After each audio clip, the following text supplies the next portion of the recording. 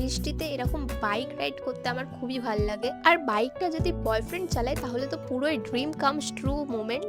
এই রোমান্টিক ওয়েদারে আমরা চলে গেছিলাম কেকের দোকানে, কারণ আজকে ছিল আমার মায়ের বার্থডে। তো চলো এবার তোমাদের দেখাবো যে মায়ের বার্থডেতে কি কি গিফট আমি দিচ্ছি মাকে, মানে গিফট বক্সটা কিভাবে সাজিয়েছিলাম সেটাই তোমাদের সাথে শেয়ার করব। প্রথমেই রেখে নিয়েছিলাম একটা কুর্তি, তারপরে একটা ব্যাগ। আমার মা অনেক দিন ধরে জুতো কিনবে বলছিল, কারণ মায়ের জুতোগুলো ছিঁড়ে গেছিল, তাই আমি মাকে দুটো জুতো গিফট করি যাতে একটা ছিঁড়ে গেলে আরেকটা পরতে পারে। আর দিয়েছিলাম কিছু স্কিন কেয়ারের জিনিস, এখানে face wash, moisturiser, sunscreen, seat mask সবই ছিল।